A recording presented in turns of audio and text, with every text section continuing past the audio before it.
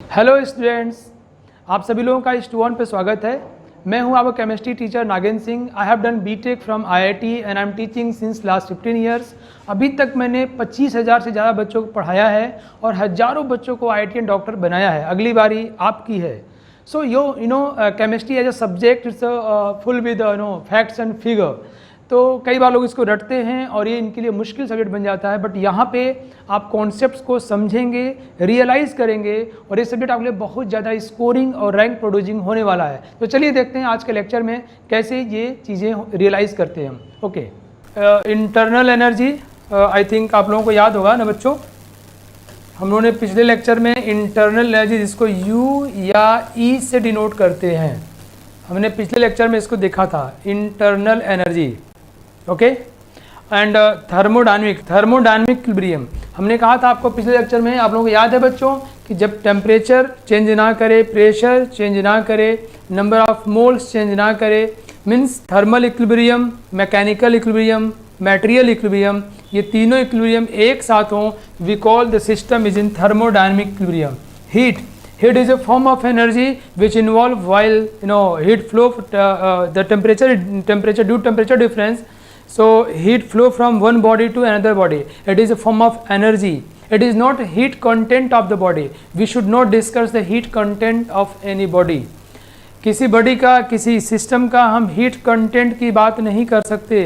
Heat का flow सिर्फ और सिर्फ इन्वॉल्व होता है प्रोसेस के दौरान। बोले यस नो। गर्म चीज़ से ठंडी चीज़ के तरफ हीट फ्लो करती है। हम कोई बॉडी हम कहें तुम्हारा हीट कितना है, क्या पगला गया होगा? हीट किसी सिस्टम को थोड़ी ना होता है, हीट तो इन्वॉल्व होता है प्रोसेस में ना बच्चों। या वाह, ग्रेट, बहुत बढ़िया। स्पेसिफिक हीट कैपेसिटी है ना, इस पे देखो। वैसे टर्म तो है बच्चों हीट कैपेसिटी। हीट कैपेसिटी को हम लोग एस से डिनोट करते हैं या सी से डिनोट करते हैं, है ना। तो हीट कैपेसिटी उस पर्टिकुलर सिस्टम की, मास की, मटेरियल की क्वालिटी पर डिपेंड करता है ना।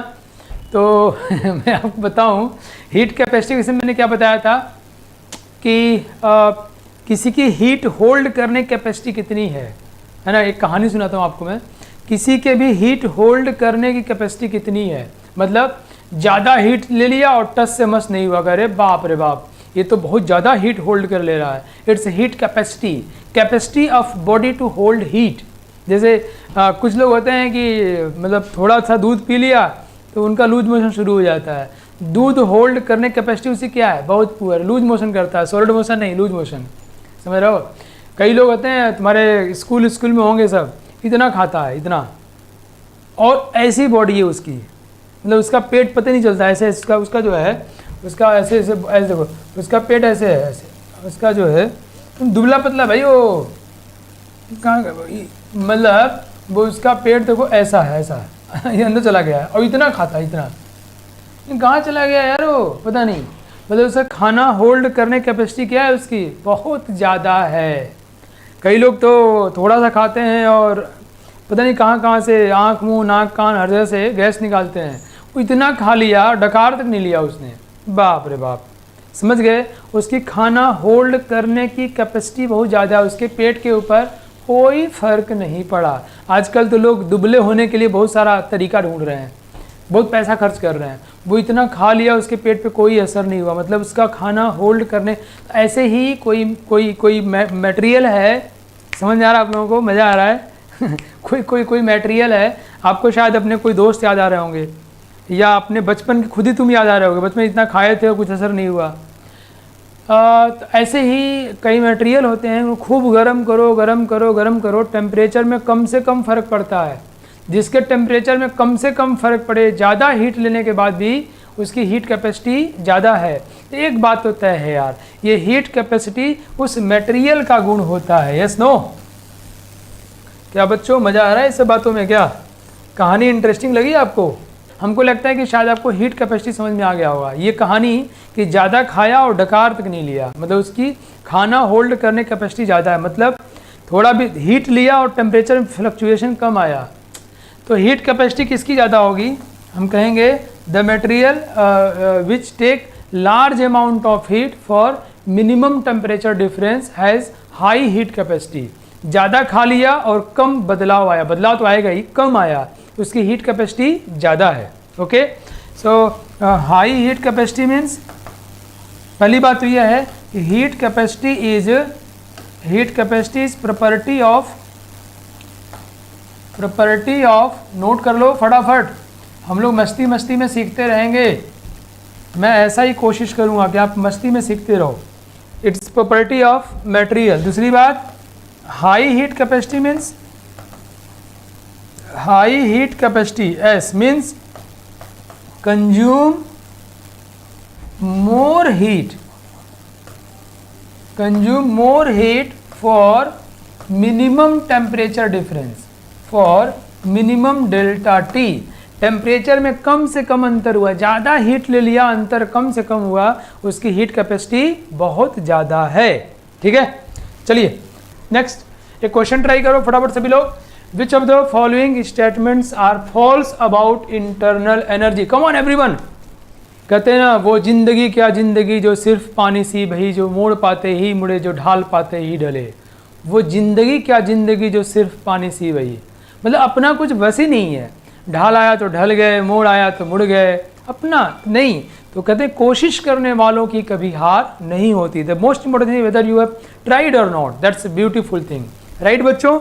मुझे अच्छा लगा आप लोग ट्राई कर रहे हो, और टाइम का यूज किया करो, मतलब 1 मिनट है तो you can take 30 second 20 second, you can place your answer before, but try to go through the content first inclusively. Okay, just see it. देखते हैं बच्चों हम लोग इसको, पहले हम लोग क्या करते हैं, हम लोग करेक्ट ढूंढते हैं। किसकी बातें करनी है हमको इंटरनल एनर्जी के विषय में बातें करनी है। पाथ फंक्शन गलत, ये स्टेट फंक्शन होता है, और ये कह रहा है ये तो यार सही बात है, ये एग्जैक्ट डिफरेंशियल के लिए होता है ना बच्चों, इट्स एग्जैक्ट डिफरेंशियल। जब वो इनिशियल और फाइनल और इनिशियल पाथ पे सॉरी स्टेट की बातें कर रहा है, ये क्या बता रहा है कि स्टेट फंक्शन है, ये बता रहा है स्टेट फंक्शन है, तो ये हमारा बी बिल्कुल सही हो गया, है ना। कह रहा है इन अ क्लोज सिस्टम मतलब जिसमें मास और नंबर ऑफ मोल्स चेंज ना हो सके। सिस्टम कैसा हुआ? Close. So in a close system internal energy can change bye either heat और वर्क। बिल्कुल सही है, इंटरनल एनर्जी 3 चीज़ों से प्रभावित होती है, याद है ना आपको? या तो मास आगे पीछे कर लो, मोल आगे पीछे कर लो, कह रहा सिस्टम क्लोज कर लिए, उसका कोई चांस नहीं बनता है। दूसरा क्या था? हीट, और तीसरा क्या था? वर्क। सब ये इसका चांस नहीं है, तो यही दोनों करेंगे। कौन कौन से? हीट और work. Yes, so C is also correct. In an adiabatic process delta U delta, देखो ये क्या कह रहा है कि जो इंटरनल एनर्जी चेंज है वो या तो मास की वजह सॉरी या तो हीट की वजह से होगा या तो वर्क की वजह से होगा। सी इन एडियाबेटिक प्रोसेस मतलब जब डेल्टा क्यू 0 हो जाएगा तो delta U is equal to W. अरे क्या बात है, बिल्कुल सही कह रहे हो। कई बार इसको डब्लू लिखते हैं, कई बार इसको डेल्टा डब्लू लिखते हैं। डेल्टा डब्लू मतलब सबको डेल्टा लिख रहे हैं तो इसको बुरा न लग जाए इसलिए लिख देते हैं, otherwise both are the same meaning. Okay, now कह रहा इन आइसोकोरिक प्रोसेस, याद है ना आइसोकोरिक मतलब डेल्टा वी 0, जब वॉल्यूम में चेंज नहीं हुआ तो वर्क डन नहीं हुआ, जब वर्क डन 0 हो जाएगा तो delta U is equal to delta Q. वाह, ये भी सही हो गया। मतलब क्या कह सकते हो कि change in internal energy is equal to heat involve at constant volume. Change in internal energy is equal to heat involve at constant volume. अरे यार, तो बी भी सही है, सी भी सही है, डी भी सही है और ई भी सही है, तो गलत कौन है? ए गलत है। हमसे पूछा गया है कौन सा गलत है। बेटा जब तक क्वेश्चन में दिया ना जाए तब तो हम अपने से केमिकल रिएक्शन नहीं मानते हैं। ओके, जब तक, ध्यान नोट कर लो इस बात को। बहुत सारी चीज़ें ना हम लोग बैक हैंड पे मन में रखते हैं। जैसे आपके पिताजी कहें कि ये भारत इधर आओ, ये शरबत बना के ले आओ, तो चीनी नींबू अपना डाल के तुम गए, चीनी नींबू और पेट्रोल मिला के शरबत बना लिए, लेके आए, पापा सूंघेंगे फिर तुमको कूटेंगे बहुत मार। तुमको आप बताए ही नहीं थे कि पेट्रोल की पानी में, तो कहें नालायक हम पेट्रोल भी तो नहीं बोले थे। कुछ चीज़ें हम बैक हैंड में ऑब्वियस मान लेते हैं, ठीक है बेटा। तो अगर सवाल में कुछ नहीं दिया है तो मान के चलते हैं कि रिएक्शन नहीं होगा। ओके, मैं ऐसे मजाक कर रहा हूँ यार, तुम इसको दिल भी मत लेना, है ना, ताकि आपको समझ में आ जाए। उद्देश्य मेरा क्लियर है। So this question is very much clear to everyone. Okay, and this a very nice question, you know. इसके किसी न किसी ऑप्शन से सवाल एग्जाम में आया जा सकता है ना, पूछा जा सकता है, तो be ready for that. So now ये मैंने एक डेटा आपके लिए लिया है, it's a very important data, आप लोग नोट कर लेना इसको। मैंने कहा नोट कैसे करोगे, वीडियो पॉज करके बाद में नोट कर लेना, ठीक है। हाँ हाँ हो गया भाई, कम ऑन। हम लोग भारत की खिंचाई करने लगे यार। मेरा बहुत ही प्यारा बच्चा है भारत, मेरे बचपन का दोस्त है, हम लोग लंगोटिया यार है, हम भारत लंगोटिया यार, बहुत अच्छा लड़का है, बहुत ही प्यारा बच्चा है। Come on C extensive properties हम लोग पढ़ चुके हैं। मैं सिर्फ आपको इसलिए इनका डेटा लेके आया हूँ कि आप एग्जाम में ऐसा पूछा जाए तो आंसर कर दो। 4 नंबर सवाल आता है, बच्चों छूट जाता है क्योंकि ध्यान नहीं दिए जाते हैं। Let's see volume, resistance, extensive property, वो हो ये एग्जाम में पूछा गया है। Number of moles very obvious है, मास वेरी ओबियस है, फ्री एनर्जी सबको पता है, entropy, enthalpy, internal energy, heat capacity. Heat capacity is extensive property but specific heat capacity, molar heat capacity intensive property है। किसी चीज़ को per unit mass, per unit मोल, पर unit volume अगर define करते हैं it becomes intensive property. So heat capacity, देखो heat capacity क्या है बच्चों, ये एक्सटेंसिव प्रॉपर्टी है, जबकि मोलर हीट कैपेसिटी क्या बोलते हैं उसको, CVM मोलर हीट कैपेसिटी या CPM, M for molar heat capacity.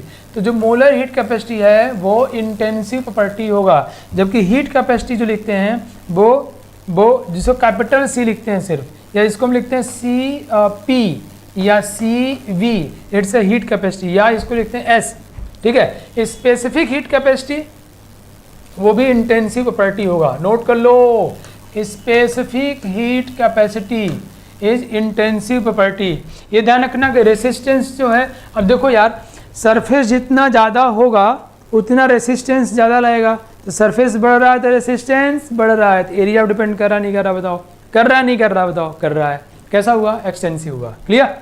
अब इंटेंसिव में कौन है, देखो पर यूनिट मोल, पर यूनिट मोल, डेंसिटी क्या होता है, mass per unit volume, electromotive force, refractive index, ओहो ये परीक्षा में पूछा चुका है। रेफ्रैक्टिव इंडेक्स, मटेरियल ज़्यादा लो या कम लो उसके रेफ्रैक्टिव इंडेक्स की जो वैल्यू होती है वो होती है। आप लोगों ने स्नेल्स लॉ वगैरह में यूज किया होगा फिजिक्स में यार, हाँ। सरफेस टेंशन ये क्या होता है, ये होता है force per unit length, per unit length, क्या हुआ, intensive property. Viscosity, molar free energy, specific heat, pressure, temperature, boiling point, freezing point. अरे यार एग्जाम में आएगा तो आंसर कर दोगे बच्चों। हाँ रेसिस्टिविटी, देखो कंडक्टिविटी, आगे पढ़ोगे तुम लोग, conductivity, molar conductivity, equivalent conductivity, ये सारे जो हैं प्रॉपर्टी जो होती हैं ये इंटेंसिव प्रॉपर्टी होती हैं, जो भी per unit mass, per unit volume है ना ऐसे डिफाइंड हो। देखो molar free energy, free energy इधर है, कहाँ, ये देखो मोलर फ्री एनर्जी इधर है, स्पेसिफिक हीट इधर है, और तुम्हें और इसमें जानना है तो मोलरिटी, नॉर्मलिटी, मोललिटी, ये सब के सब, या percentage weight by weight, percentage weight by volume, ये सब इंटेंसिव प्रॉपर्टी हैं। चलो बताओ मज़ा आया कि नहीं, जल्दी बताओ भाई, मैं थोड़ा हट जा रहा हूँ, फटाफट लिखते रहो, बताओ मज़ा आया कि नहीं आप लोगों को। मैं ये सब डेटा इसलिए लेके आया कि एग्जाम में आपसे पूछा जाएगा तो फटाफट उत्तर कर दोगे और 4 नंबर इकट्ठा कर लोगे, ठीक। Now let's move to the next content, okay आगे बढ़े हम लोग। चलिए हम लोग हीट कैपेसिटी की फिर से बातें कर रहे हैं। देखो हमने अभी पिछले लेक्चर में जस्ट इसके पहले मैं आपको हीट पढ़ा रहा था, है ना, वहाँ मैंने आपसे डिस्कस किया। सो बच्चों हीट कैपेसिटी के विषय में कुछ मैथमेटिकल वर्कआउट कर लेते हैं। Let's do some mathematical workout here, okay. We know Cp minus Cv is equal to Nr. We will derive it later on, okay. This equation known as Mayer's relation, MAYER, ये mayor साहब है, पता नहीं इन लोगों को भगवान इतना दिमाग कहाँ से देते हैं यार। जूलियन RV मेयर साहब हैं, जर्मनी के हैं। ये वो व्यक्ति हैं जिन्होंने सबसे पहले ये कहा था। देखो पहले जो कहते हैं ना बहुत दिमाग तो होता है, ऐसा नहीं कि न्यूटन के पहले सेब पेड़ से ऊपर चला जाता था, but Newton was first to comment on that, first to notice that कि अरे नीचे क्यों गिर रहा है। सिमिलरली ये मेयर साहब हैं मेयर साहब, नाम भी मेयर ही है देखो, है ना। मेयर साहब जो हैं इन्होंने बताया था conservation of energy, first law of thermodynamics, कि एनर्जी हमेशा कंजर्व रहेगी। सबसे पहले किसने बोला? मेयर साहब ने। और मेयर साहब ने एक रिलेशनशिप दिया Cp minus Cv is equal to NR, ये रिलेशनशिप मेयर साहब ने दिया है। इसको मेयर्स इक्वेशन या मेयर्स रिलेशन बोलते हैं। अब इसको n से डिवाइड कर दो तो Cp/n minus Cv/n is equal to R। अब तुम्हें सोच रहे होगे तुम लोग कि सर ये Cp और V क्या है? अब देखो ऐसा है ना, हीट होल्ड करने कैपेसिटी जो है एक ही मटेरियल का हमेशा बराबर नहीं रहता। जैसे मैं अपने घर पे आराम से नहा धो के बैठ के खाना खाऊं तो शायद ज़्यादा खा लूँगा, कहीं पर भाग दौड़ गया हूँ, गर्मी बहुत ज़्यादा, वहाँ खाने को मिले तो कम खाते ही मामला ख़राब होना शुरू हो जाएगा। बोलो है कि नहीं? मतलब प्रोसेस पर डिपेंड करता है यार ना। कहीं पे गए हैं, कुछ दोस्त लोग हैं, म्यूजिक चल रहा है, मूड अच्छा है, बढ़िया बिंदास, हैं, पूरी फैमिली, पापा मम्मी मौसी मौसा सब आए हुए हैं, बिंदास चल रहा है खाना पीना, तो वहाँ ज़्यादा खा लिए बातें हो रही हैं, यस कि नहीं, है ना। तो ये प्रोसेस पर डिपेंड करता है ना। कई बार तो लोग जो हैं बहुत हड़बड़ी में हो, कोई तुम्हारा कहीं पर तुम्हारा वेट कर रहा है तो तुम थोड़ा भी खाओगे तुमको लगने लगेगा बहुत खा लिया, अब जाना है मुझे, you know, because you are not in the mood of that one. तो प्रोसेस पर भी डिपेंड करता है। तो पी जो है ना, जब कांस्टेंट प्रोसेस पे हीट कैपेसिटी है बच्चों, हीट कैपेसिटी एट पी मतलब कांस्टेंट प्रेशर, वी मतलब कांस्टेंट वॉल्यूम, मतलब ये आइसोबारिक और आइसोकोरिक की बात कर रहा है ना। तो हीट ये Cp क्या है बच्चों? कांस्टेंट प्रेशर पे, मतलब प्रोसेस पर डिपेंड करता है। ये बात समझ गए आप लोग? से बताओ सभी, तो फटाफट रिस्पॉन्स करते रहना कि हीट कैपेसिटी प्रोसेस पर डिपेंड करता है। एक व्यक्ति कितना खाना खा पाएगा डिपेंड करता है किस मूड में है। यस यस, क्लियर है ना, वेरी गुड वेरी गुड। पता है थर्मो लोगों को बहुत कम समझ में आता है। थर्मो में लोग कुछ मैथमेटिक्स के फॉर्मूले याद कर लेते हैं, मैथमेटिकल रिलेशन सवाल बनाते रहते हैं, और कुछ उल्टा पुल्टा पूछ लिया तो वहीं सपटा हो जाते हैं। बट मैं तुम्हें ऐसा पढ़ाऊंगा जैसा लगेगा कि तुम थर्मो को खुद ही लिखे हो। तुम्हें फादर ऑफ थर्मोडायनेमिक्स बना दूंगा और लड़कियों को मदर ऑफ थर्मोडायनेमिक्स, ठीक है। तो मैं आपको क्या बता रहा था कि Cp minus Cv is equal to जो NR है, ये रिलेशनशिप मेयर साहब ने दिया, और P और V का मतलब ये कांस्टेंट प्रेशर और कांस्टेंट वॉल्यूम के लिए दिया गया है। अब इसको n से डिवाइड कर दे, मतलब heat capacity at a constant pressure पर यूनिट मोल। वाह वाह वाह, heat capacity at a constant volume पर यूनिट मोल। जब पर यूनिट मोल कर दिया, अब हो गया ये इंटेंसिव प्रॉपर्टी। क्या बच्चों, मजा आया? ये कैसी प्रॉपर्टी है? ये एक्सटेंसिव है। ये कैसा हो गया? ये इंटेंसिव हो गया। इट्स पर यूनिट मोल, इंटेंसिव भैया। तो इसको हम ऐसे लिखते हैं CPM, M मतलब पर यूनिट मोल, इसको क्या लिखेंगे? माइनस CVM मतलब per unit mole is equal to R। R क्या है? कौन पूछा रे अर्नव? R गैस कांस्टेंट है। तुम ये पूछ सकते हो रिलेशन कहाँ से आया? मेयर साहब ने दिया। कहाँ से दिया? बातें करेंगे थोड़ी देर बाद, धीरे धीरे, ठीक है। It's a mayor relation, MAYER, mayor relation. ये जर्मनी के रहने वाले थे। 1841 और 4142, बल्कि 4-5 सालों इन्होंने खूब काम किया, पेपर, सेमिनार्स, जर्नल्स वगैरह लिखा इन्होंने। तो इट्स ब्यूटीफुल। 1842 में इन्होंने रिलेशन दिया था। 1841 में इन्होंने बोला था थर्मोडायनेमिक्स का फर्स्ट लॉ, जानते हो ना? अरे यार 9th में पढ़ा था आपने। कौन सा? Conservation of energy. ऊर्जा सिर्फ रूप बदल सकती है, ऊर्जा कभी भी नष्ट नहीं हो सकती है। कौन सा नियम है? थर्मोडायनेमिक्स का फर्स्ट लॉ। ओके, तो ये सारी बातें आपको समझ में आ गई हैं। देखो यहाँ लिखा हुआ है ना, ये CPM molar heat capacity constant pressure, CVM molar heat capacity constant volume is equal to R। Mayer was a German, ये फिजिक्स के विद्वान थे और केमिस्ट्री के विद्वान थे। ही डराइव्ड इन 1841 एबव 1841 और 42 दोनों बोला जाता है। उन्होंने ये भी कहा था, he give first law of thermodynamics. Come on next. See बच्चों, अब वर्क की बातें कर लेते हैं हम लोग। हीट कैपेसिटी की बातें खूब कर लिए। हीट कैपेसिटी मैंने क्या बताया, फिर से आ जाओ पीछे एक बार, फिर बातें कर लें। हीट कैपेसिटी ये मटेरियल की प्रॉपर्टी है, पहली बात नोट कर लो। It is property of material, it is property of material, ये मटेरियल की प्रॉपर्टी है, बात नंबर 1। बात नंबर 2 बताओ, ये प्रोसेस पर डिपेंड करता है, किस प्रोसेस में हीट कैपेसिटी निकाल रहे हो। हाँ, for same material very with process, ये प्रोसेस पर डिपेंड करता है ना बच्चों। कांस्टेंट प्रेशर पे Cp हो गया, कांस्टेंट वॉल्यूम पे Cv हो गया, and this is equal to Nr, ठीक है ना। कभी कभी बच्चों, कई बार ये ऐसे ना, ये Cpm को लोग स्मॉल c से डिनोट करते हैं, स्मॉल Cp, और Cvm को स्मॉल Cv, तो कहते हैं Cp minus Cv is equal to R। तो आप कंफ्यूज मत होना, राइट। सही तरीका जो लिखने का ये है, बट वहाँ आपको बता दिया जाएगा कि it is molar heat capacity at a constant pressure. So if I say कि भैया ये molar heat capacity at a constant pressure को मैं Cp लिख रहा हूँ, तो डोंट कंफ्यूज विद कि whether it is written as Cpm and Cvm, बोलने कोई बात नहीं, ठीक है।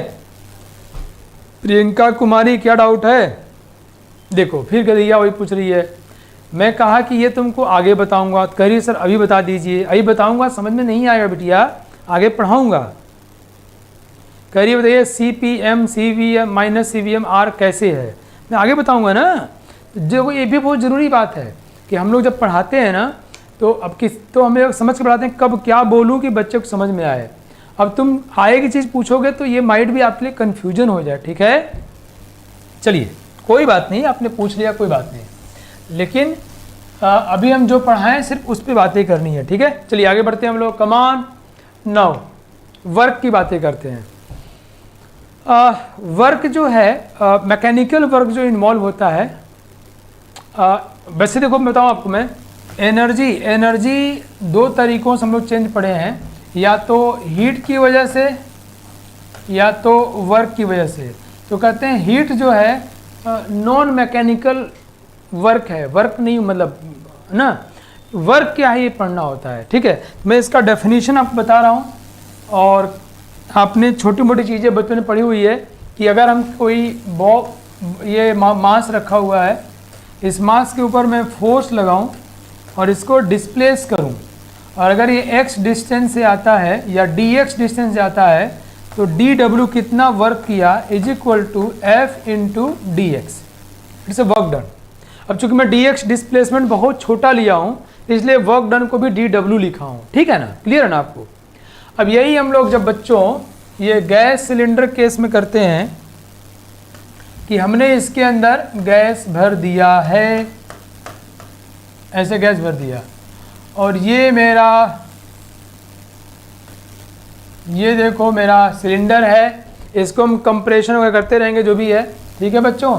इसको मैं पूरा, ये उसका लीड है, ढक्कन है, ये फ्रिक्शनलेस सरफेस है। अब अगर इसको मैं dx डिस्टेंस से डिस्प्लेस करूं, और यहाँ हमको प्रेशर दिया है, प्रेशर क्या होता है बच्चों, force per unit area, pressure is equal to force by area, right. So अब देखो वर्क डन क्या होगा, F इंटू डी एक्स, है ना। अब F इंटू डी एक्स क्या होगा, pressure into area into d x. देखो dw is equal to F into d x.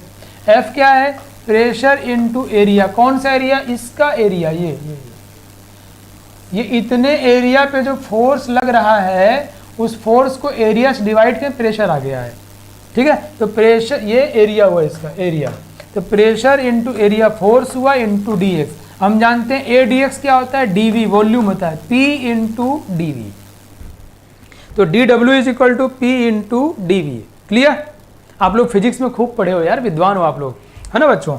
तो वर्क डन क्या है, P इंटू डी वी। हम इसकी बहुत सारी बातें करने वाले हैं आपसे। तो dw is equal to P into d v. अब एक बड़ी इंपॉर्टेंट बात है बच्चों, हमने इसके अंदर गैस भर रखा है, ऊपर से प्रेशर अपना जो भी लग रहा है, ऊपर वाले प्रेशर क्या बोलते हैं हम लोग, P एक्सटर्नल, नीचे के प्रेशर क्या बोलते हैं, P इंटरनल, ठीक है। जरा गौर से देखना, P इंटरनल तो जो भी है उसका है, P एक्सटर्नल की वजह से वो कम अधिक होता है। इसकी P एक्सटर्नल इंटरनल अगर दोनों बराबर हो तो कुछ होगा क्या, नहीं, कुछ नहीं होगा। वॉल्यूम चेंज जीरो, बिकॉज कोई नेट फोर्स है ही नहीं। जब इसके इधर उधर दोनों फोर्स बराबर मूव करेगा क्या, डिस्प्लेसमेंट होगा क्या, नहीं होगा। तो अगर इंटरनल एक्सटर्नल बराबर हो तो कुछ नहीं होगा। तो एक्सटर्नल में चेंज की वजह से वर्क डन हो रहा है, वो वेरी कर रहा है इंटरनल की वजह से। तो इसलिए हम कहते हैं d W work done is equal to, अब मैं मैग्नीट्यूड की बातें कर रहा हूँ, साइन की बातें आपसे थोड़ी देर बात करूँगा, थोड़ी देर बाद, आज ही क्लास में बात करूँगा। तो वह क्या होता है बच्चों, पी एक्सटर्नल, सब लोग ध्यान समझेंगे, P external into d v, because P external is the driving force, under the influence of external pressure this work has been done, right? Regarding the this is the magnitude of the work. Now regarding the sign कि plus होगा कि minus होगा, I will discuss with you very clearly, एकदम इफिजिबली very clearly बात करेंगे हम लोग, crystal clear, no confusion. इसमें बहुत सारे डाउट रहते हैं लोगों को। तो वर्क डन क्या हुआ, अब काम करेंगे यार तो एनर्जी लॉस होती रहती है, समझेंगे हम लोग। यहाँ पे पिस्टन आगे पीछे होगा तो वर्क डन होगा, ठीक है। जैसे मैं और बातें करूँ आपसे, वो ध्यान से समझना, और बातें करता हूँ आपसे मस्ती वाली गांव वालों सी। अब यार साइकिल में हवा भरे हो कभी? आजकल तो सब ऑटोमेटिक हो गया है। हम लोग बचपन में थे ना, साइकिल चलाए थे तो वो पंप लेके फ्री में हवा भर लेते थे। भैया तनी पंप दिया, लेके दे भाई, टक टक टक टक टक टक भरे हवा। नहीं, हवा भरते क्या होता है, फूलता है। तो वॉल्यूम क्या होता है उसका, बढ़ता है। वॉल्यूम बढ़ेगा तो एक्सपेंशन होगा, मतलब वर्क डन इन्वॉल्व।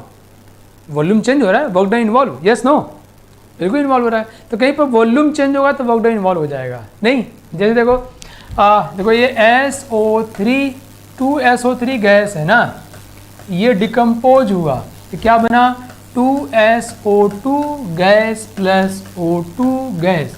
इस केमिकल, मान लो किसी कंटेनर में एक केमिकल रिएक्शन हो रहा है बच्चों, तो तुम्हें पता है ना कि गैसेस का नंबर ऑफ मोल्स बहुत ज़्यादा होता है, पता नहीं पता आपको? जरूर पता होगा। यहाँ कितने गैस हैं बताओ, 2। यहाँ कितने हैं, 2 और 1, 3। यहाँ 3 गैसेस मॉलिक्यूल है, जबकि यहाँ सिर्फ 2 है। वॉल्यूम सेम है कि चेंज हो गया? चेंज हो गया यार। किसका वॉल्यूम ज़्यादा है, उसका ज़्यादा है। क्यों? वहाँ गैस के मॉलिक्यूल ज़्यादा है। जिस तरफ गैस के मॉलिक्यूल ज़्यादा हो तो वॉल्यूम, क्योंकि वॉल्यूम क्या हुआ, घटा के बढ़ा, क्या बोले बताओ, delta we, change in volume, final minus initial. Final मतलब प्रोडक्ट माइनस रिएक्टेंट। प्रोडक्ट कितना, 3 minus 2, positive negative, definitely positive हो रहा है। मतलब वॉल्यूम क्या हो रहा है, बढ़ रहा है, एक्सपेंशन हो रहा है। वाह वाह वाह। जैसे इस कंटेनर में अगर बाहर का एक्सटर्नल प्रेशर कम हो जाए, अगर एक्सटर्नल प्रेशर इंटरनल से कम हो जाए, अंदर वाला ज़्यादा हो जाए, बाहर वाला कम हो जाए, तो क्या होगा, ये ऊपर आएगा, एक्सपेंशन होगा, वॉल्यूम इंक्रीज करेगा, बढ़ जाएगा। ठीक है बच्चों, समझ में आ रहा है आप लोगों को? तो केमिकल रिएक्शन में भी हम लोग ये बातें कर सकते हैं कि वॉल्यूम बढ़ रहा है, घट रहा है, या उतना ही है। चलो बताओ, एक सवाल बताओ तो। और जो मैं सिखा रहा हूँ, कॉपी पेन लेके बैठो, फटाफट नोट करते चले जाना, ठीक है, ताकि आप अच्छे समझ पाओ, ठीक है ना। अगर जो नोट नहीं कर पा रहे हो, वो बाद में वीडियो आपके पास रहता ही रहता है आपके ऐप पर, you can just pause video after this class and note it down, that's very important. Okay बच्चों, जरा आंसर करना मुझे, कम ऑन एवरीवन। बताओ इस रिएक्शन में 2NH3 is decomposed to give N2 plus 3H2. So please tell me, all are the gaseous component. Please tell me whether it is compression or expansion. Whether it is expansion or compression. Everyone, सबके answer आने चाहिए। लोगों को ये पता नहीं चलता है कि एक्सपेंशन एक कंप्रेशन हो रहा है केमिकल रिएक्शन में। तो ये क्या हो रहा है, यहाँ नंबर ऑफ मोल क्या हो रहा है बच्चों, ये 2 मोल्स हैं इधर, जबकि इधर कितने, 2, 3 और 1, 4। डेफिनेटली एक्सपेंशन हो रहा है, एक्सपेंशन हो रहा है, वॉल्यूम इंक्रीज कर रहा है। एक और आंसर करोगे आप लोग, एक और आंसर करो तो, come on everyone, one more. H2 plus I2 is equal to 2HI। जल्दी, सब के सब गैस हैं, all are gaseous component. Please tell me whether compression or expansion. ना compression हुआ ना expansion हुआ, मतलब यहाँ डेल्टा V की वैल्यू 0, वर्क डन क्या होगा, 0, कोई काम नहीं हुआ, no work done, no work involve in this process, क्योंकि वॉल्यूम चेंज हुआ ही नहीं। क्या मज़ेदार बात है। चलिए ठीक ठीक है, तो वर्क डन हम लोग समझ गए हैं। और ये तुम लोग जानते हैं ना कि इस केस में अगर इधर जाएंगे तो क्या होगा, एक्सपेंशन होगा, इधर जाएंगे तो क्या होगा, कंप्रेशन होगा। इधर वॉल्यूम बढ़ रहा है, इधर वॉल्यूम घट रहा है। क्यों? इसमें गैस भरा हुआ है ना बच्चों, इसमें गैस है, तो ऊपर जाएंगे तो वॉल्यूम बढ़ेगा, नीचे वॉल्यूम घटेगा, सबको पता है। तो हम लोग बहुत ही कॉमन चीज़ बातें कर रहे हैं। सी लेट्स डिस्कस ये बच्चों, अगर ग्रेविटेशनल वर्क डन होगा तो mgh हो जाएगा। देखो ये क्या है, Q इंटू वी, charge into voltage, electrical work done, charge into voltage. Charge क्या होता है, current into time, charge Q into voltage, it's a electrical work done. NFE again, NFE it's a charge Q into E, electrical work done बच्चों, ठीक है। तो N क्या है, number of moles of electron, moles of electron involve in the reaction. Suppose मैं कहूँ कि copper 2 plus 2 electron is equal to copper, तो यहाँ N की वैल्यू कितनी हो गई, 2 हो गई, राइट। सो वर्क डन को हम लोग अलग अलग प्रोसेस में अलग तरीके से डिफाइन कर लेते हैं, but work done is a form of energy, work is a form of energy. काम करोगे तो एनर्जी लॉस हो जाती है यार, सबको पता है ना।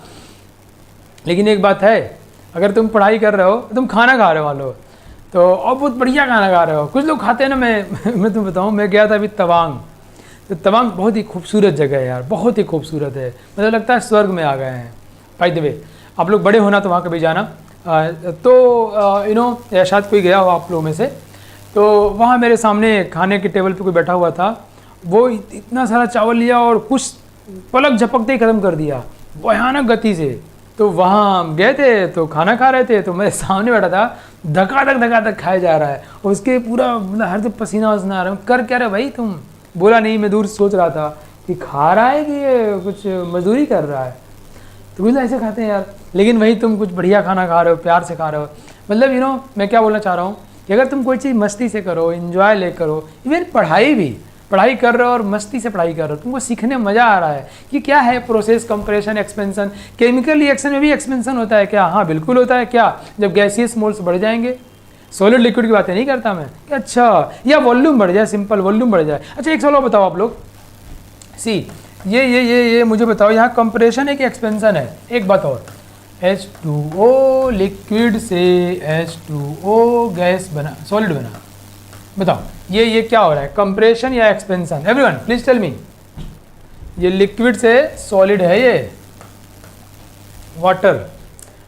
पानी के केस में, इन केस ऑफ वाटर के केस में बच्चा लोग, सॉलिड का वॉल्यूम ज़्यादा होता है लिक्विड के तुलना में, due to cage type structure of water. Note कर लो, नोट कर लो। In case of water solid has higher volume, note कर लो, हाइयर वॉल्यूम देन लिक्विड। अब कोई पूछे क्यों, तो इसका रीजन है due to cage type structure in solid, solid में केज की तरह स्ट्रक्चर बन जाता है इन सॉलिड, तो बहुत सारा जगह खाली हो जाता है। और ये क्यों होता है cage type structure? Hydrogen bonding की वजह से। ये आपको आगे केमिकल बॉन्डिंग में पढ़ाया जाएगा, अभी ये मेरा पार्ट नहीं है, ठीक है बच्चों। तो हाइड्रोजन बॉन्डिंग की वजह से पानी के सॉलिड में जो है ना, केज की तरह खाली स्ट्रक्चर बन जाएगा। ऐसे बीच में ये मतलब OHH बीच में खाली जगह बन जाएगा, तो खाली जगह में वॉल्यूम बढ़ जाता है। तो सॉलिड का वॉल्यूम ज़्यादा होगा तो क्या हो रहा है, यहाँ पे एक्सपेंशन हो रहा है, एक्सपेंशन हो रहा है। अब सबको याद रहेगा बच्चों कि पानी केस में वॉल्यूम ऐसे बढ़ जाता है लिक्विड से सॉलिड पर, ठीक। चलिए बताया गया है, तो very nice.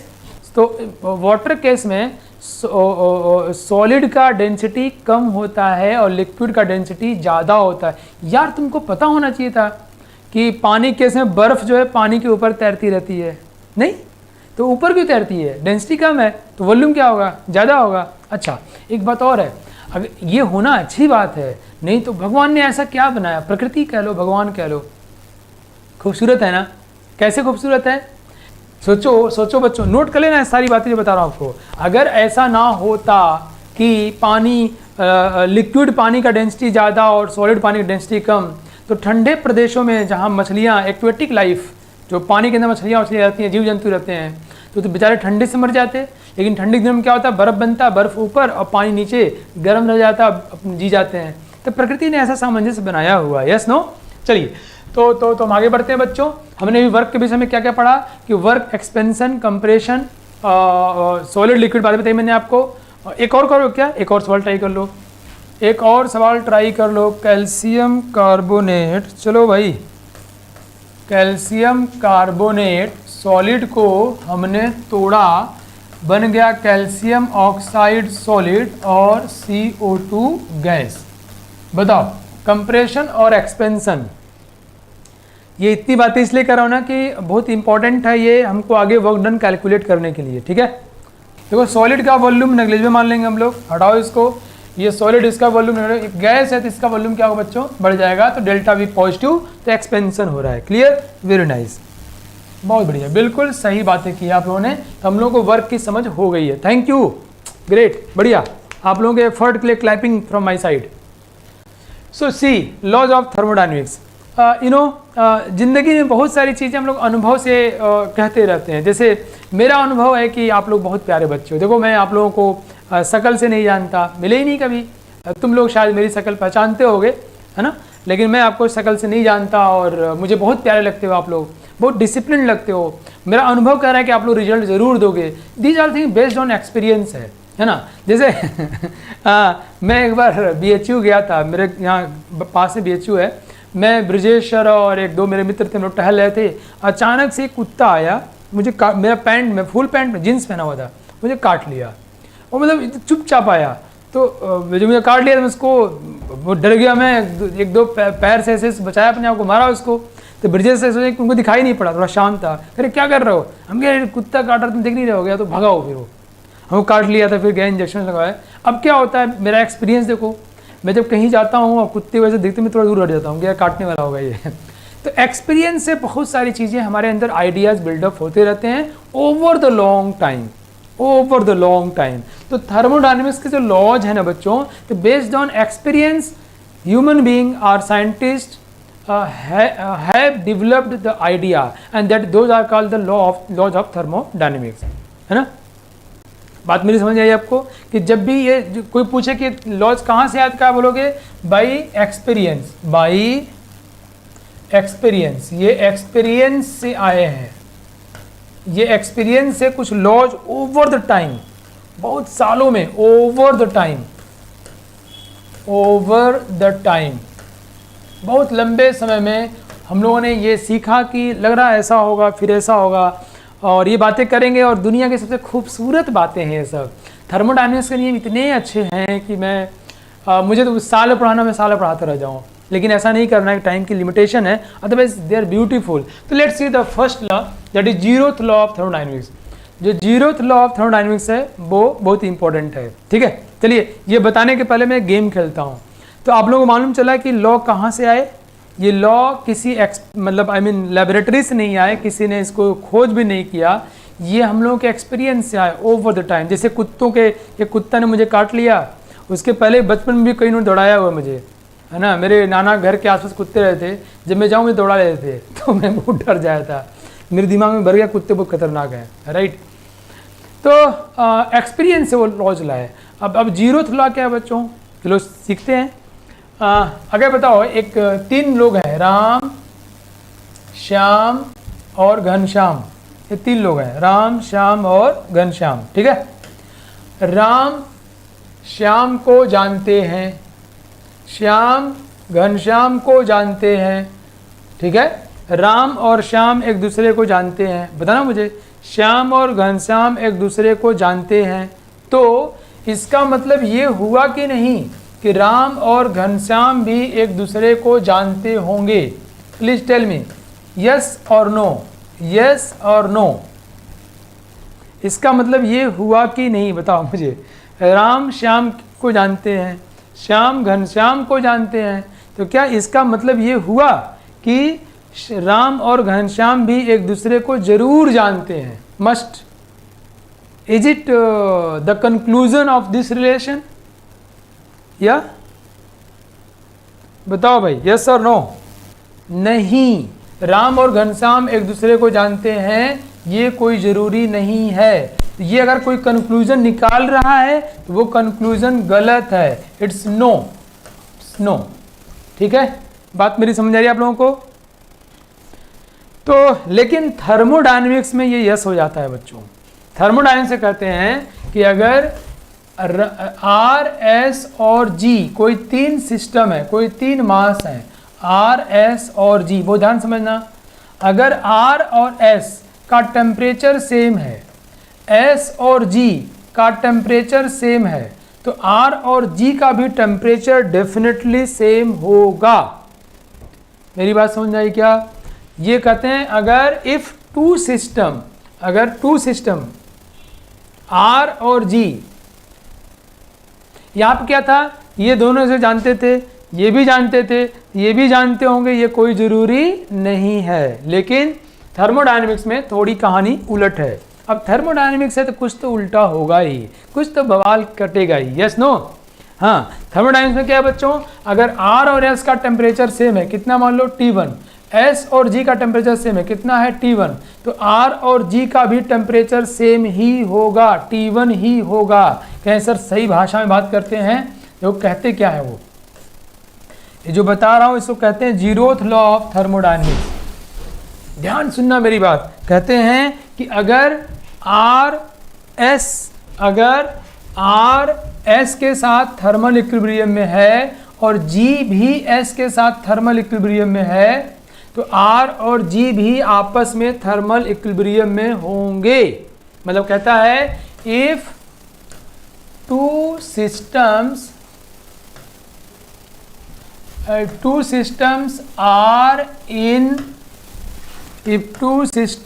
are in thermal equilibrium with any third system, so they must be in thermal equilibrium with each other. They must be in thermal equilibrium with each other. Thermal equilibrium with each other. वो आपस में भी thermal equilibrium में होंगे। बच्चों, गांव वालों, कितनी छोटी बात है ना कि अगर R और S सेम टेम्परेचर पे है, मान लो इसका टेम्परेचर T1 है, इसका T2 है, इसका T3 है। थर्मल इक्विलिब्रियम का मतलब क्या होता है, टेम्परेचर क्या होना चाहिए, सेम होना चाहिए। तो अगर इन दोनों का टेम्परेचर सेम है, मतलब T1 is equal to T2 है, और अगर इन दोनों का भी सेम है, मतलब T2 is equal to T3 है, तो इन दोनों का भी सेम होगा, मतलब तब T1 is equal to T2 भी होगा। बोलो यस और नो, समझ में आया कि नहीं? ये दोनों सेम है, ये दोनों सेम है, तो ये दोनों भी सेम होंगे। क्लियर है बच्चों? बताओ यस और no. If two bodies are in thermal equilibrium with any third body, they will be in thermal equilibrium with each other. या ये समझ आया ना? लेकिन देखो कितनी खूबसूरत बात है कि ये हमेशा नहीं होता। रिलेशनशिप में मैंने कहा था ना कि राम श्याम जानते हैं, श्याम घनश्याम जानते हैं, तो राम घनश्याम आपस में जानते हो कोई ज़रूरी नहीं है। तो जीरोथ लॉ ऑफ थर्मोडायनेमिक्स क्या हुआ कि दो बॉडी अगर सेम टेम्परेचर पे हैं या दो बॉडी अगर थर्मल इक्विलिब्रियम में तीसरे के साथ में, तो वो आपस में भी थर्मल इक्विलिब्रियम में ही होंगे। ग्रेट बच्चों, ये हमारा जीरोथ लॉ ऑफ थर्मोडायनेमिक्स खत्म हो गया। चलिए क्वेश्चन ट्राई करते हैं हम लोग। ये सवाल बनाइए आप लोग फटाफट। टाइम इसके लिए मैं आपको देने वाला हूं 1 मिनट का। क्वेश्चन क्या है, 2 liters of an ideal gas at a pressure of 10 atm expands isothermally at 25 degree centigrade into a vacuum until its total volume is 10 liter. How much heat is done in the expansion? How much heat? अरे यार heat नहीं होगा, यहाँ work होगा, sorry. How much work is done in the expansion? Work पूछ रहा आपसे। ठीक है बच्चों, कह रहा है ये क्वेश्चन दिया हुआ है, बहुत ही आसान लड्डू सवाल है, आप लोग बहुत ही शानदार बच्चे हो। कह रहा है 2 liters of an ideal gas at a pressure of 10 atm expands isothermally at 25 degree centigrade into vacuum until its total volume is 10 liters. So how much work is, ये नहीं पढ़ना है, how much work is done in the expansion. Come on, ये सवाल मैंने आपको जानते हो क्यों दिया, मैं वो कुछ सिखाना चाहता हूँ, कुछ हट के। चलो ये इस सवाल के माध्यम से मैं आप लोग बताने वाला हूँ कैसे सोचते हैं हम लोग, that is called line of thought. See ये एक कंटेनर है बच्चों, कह रहा है 2 litres, 2 litre volume is 2 litres obviously, let's place it. And ideal gas है, प्रेशर इज 10 atm, अंदर प्रेशर कितना बच्चों 10 atm है, okay. And expand isothermally, temperature 25 degree centigrade, constant temperature पे ये पूरी घटना हो रही है, या कह लो 298 केल्विन पर टेम्परेचर चेंज नहीं हो रहा है because process is isothermal. Into a vacuum, बाहर क्या है वैक्यूम है, वैक्यूम मतलब ओहो तुमने इसको ध्यान दिया था क्या, आगे से ध्यान देना, नाग सर कह रहे हैं इस बात को, जहरीले वाले नाग sir, you know. P external pressure कितना होगा 0, वैक्यूम है बेटा, क्या कर रहे हो सोचा नहीं क्या तुमने।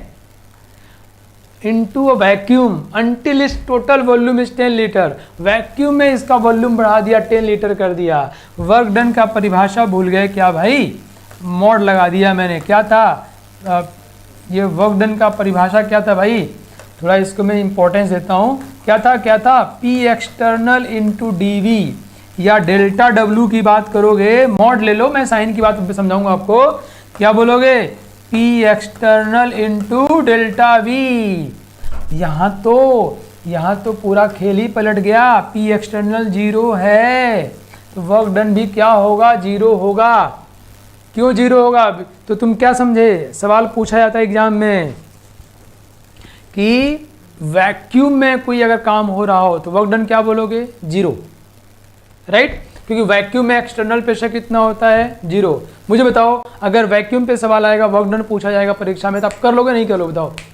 ये आज गलती जो हुई वो एग्जाम में कभी हो पाएगी, yes please tell me, exam में सही करोगे, यू ऑल इंश्योर मी कि एग्जाम में आएगा तो आप लोग 4 डालोगे, yes.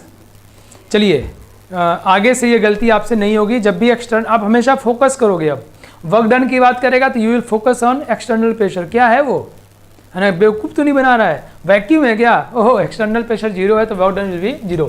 So this question is very important for us because it just give us a good lesson, good learning, right, very good, बहुत अच्छे बच्चों, very nice, thank you all, आप लोग समझ गए, it's great thing for me. First law of thermodynamics, thermodynamics का पहला नियम, इसको कई भाषाओं में लोग बोलते हैं, थर्मोडायनेमिक्स का पहला नियम कई भाषाओं में बोलते हैं, आप लोग जानते हो ना, कंजर्वेशन ऑफ एनर्जी। सबसे पहले किसने दिया था, मेयर साहब ने, कब दिया था 1841-42 के आसपास, 1841-42 के आसपास, ओके बच्चों। So first law of thermodynamics based on conservation of energy, है ना, कहते हैं ऊर्जा जो है अपने रूप को परिवर्तित कर सकती है, कभी नष्ट नहीं हो सकती, कभी वेन नहीं हो सकती, राइट।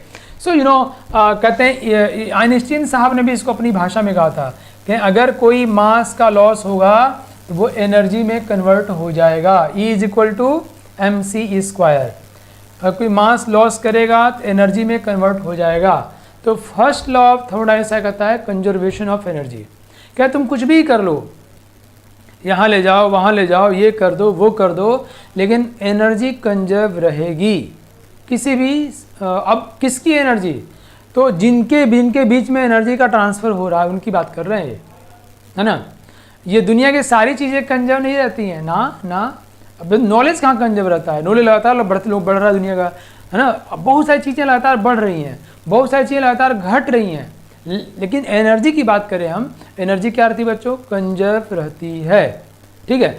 अब मान लो मेरी एनर्जी है, कुछ देर बाद घट जाए, मैं कैसे कहाँ आपकी एनर्जी कंजर्व कहाँ है, अरे भाई मैं अपनी एनर्जी सराउंडिंग को दिया हूँ ना, तो मेरी एनर्जी नहीं, पूरे ब्रह्मांड की एनर्जी या जिस पूरे आइसोलेटेड सिस्टम को अध्ययन कर रहे हैं उसकी एनर्जी हमेशा कंजर्व रहेगी। तो क्या लिख सकते हो, for an isolated system, for an isolated system, अगर उसका कहीं से कोई लेन देन नहीं हो रहा है तो जितनी उसकी एनर्जी अभी है उतनी बाद में रहेगी, या कहीं लेन देन किया है जितना घट गया उतना उसको दिया होगा, मतलब एनर्जी कंजर्वेशन हमेशा होल्ड करेगा, ऑलवेज होल्ड करेगा, ये रहेगा ही रहेगा, ओके बच्चों। अब देखो दूसरी बात है, इसको दूसरी भाषा में लोग ऐसे कहते हैं कि ये संभव नहीं है कि हम एक ऐसी मशीन बना दें जो काम करता रहे लगातार लगातार इटरनली, सतत सदियों तक बिना ऊर्जा लिए। ऐसी बाइक बना दें कि गाड़ी चलती रहे बिना पेट्रोल के। ऐसे थोड़ी हो गया यार, पेट्रोल चाहिए भाई। अब पेट्रोल नहीं चाहिए तो आप सोलर सेल यूज़ कर लो, एटॉमिक एनर्जी यूज़ कर लो, बट आपको एनर्जी चाहिए ही चाहिए। तो कहते हैं it is not possible to construct, it is not possible, ये सब फर्स्ट लॉ के स्टेटमेंट हैं बच्चों। It is not possible to construct a perpetual moving machine, perpetual moving machine, PERPETUAL, perpetual मतलब ऐसी मशीन जो नेवर एंडिंग, हमेशा चलता रहे, हमेशा बिना, without consuming energy. Perpetual moving machine,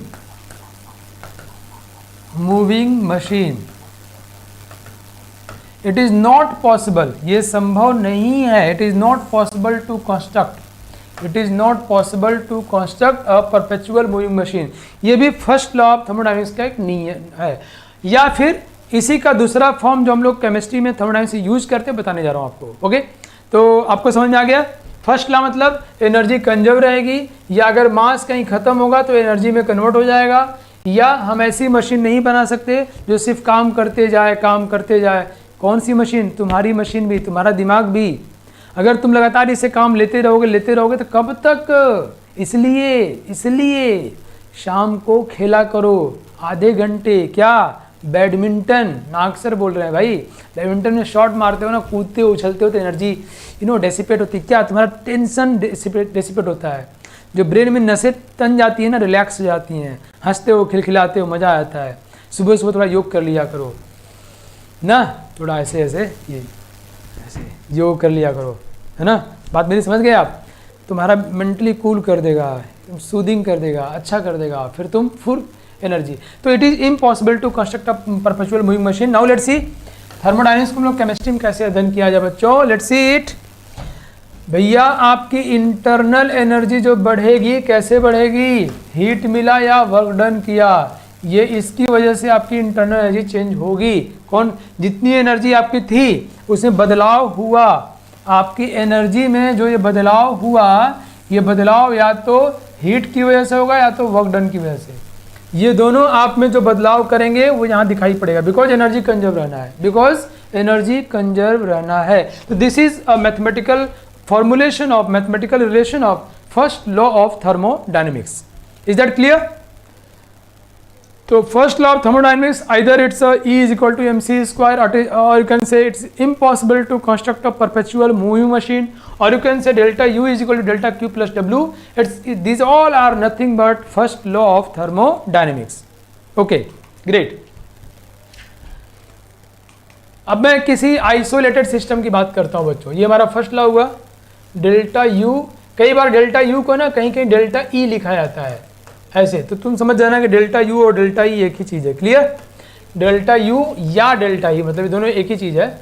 is equal to delta Q, या सिंपल Q लिख सकते हैं, प्लस W, राइट। कोई अगर आइसोलेटेड सिस्टम बच्चों, आइसोलेटेड सिस्टम मतलब किसी से कोई लेन देन नहीं है, तो for isolated system delta Q is equal to 0, no heat loss और gain, delta Q is equal to 0। अब आइसोलेटेड है यार, तो वर्क डन भी क्या होगा? 0, बिकॉज कोई है ही नहीं उसके आसपास, तो P एक्सटर्नल कितना हो जाएगा? 0। वो किसी के इन्फ्लुएंस में नहीं है, एक्सटर्नल प्रेशर कुछ भी नहीं है।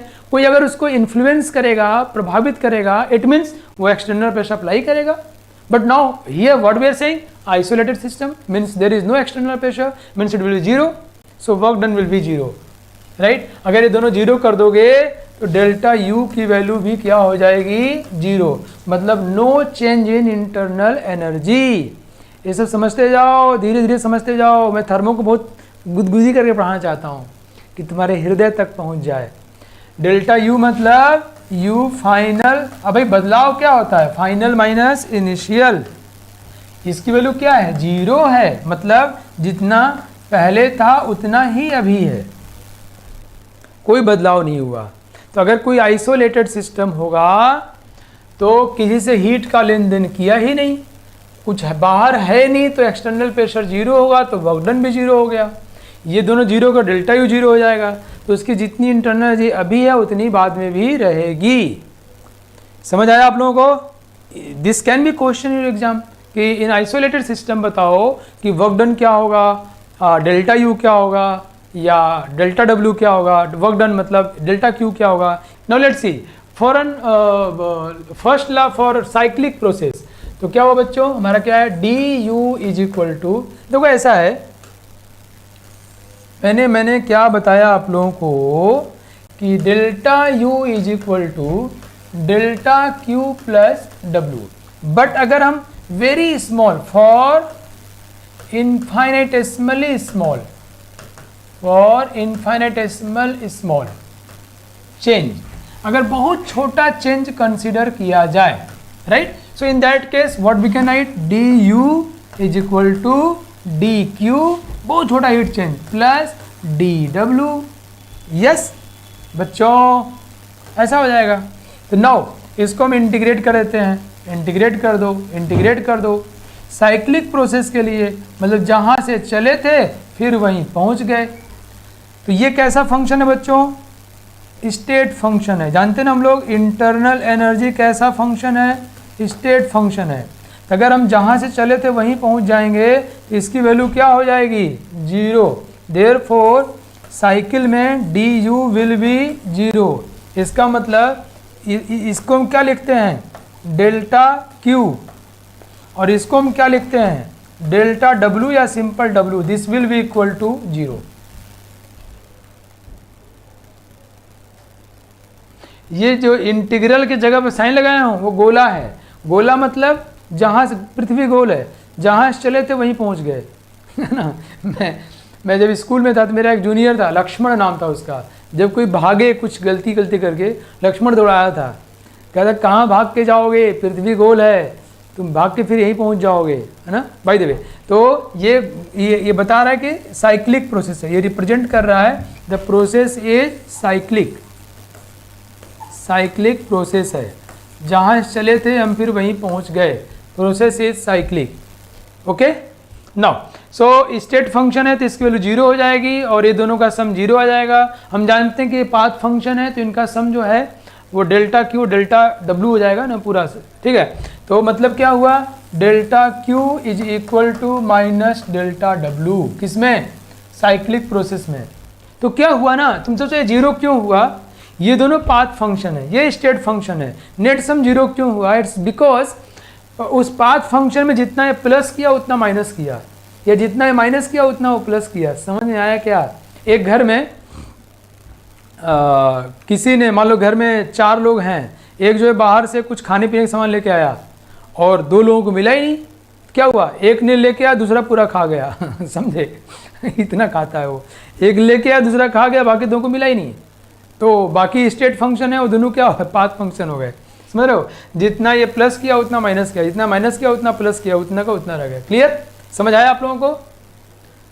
ये first law cyclic process case में ये जीरो हो जाएगा, ये ऐसा हो जाएगा, बाकी सारी बातें समझ में आ गई। Next, sign convention. मैं आपको लास्ट चीज़ आपको पढ़ा देता हूँ, ये बहुत इंपॉर्टेंट है, it's very very very important. So see sign convention is very important here, you know. Physics chemistry का थोड़ा उल्टा पुल्टा है लिटिल बिट, और मुझे केमिस्ट्री वाला ज़्यादा सही लगता है।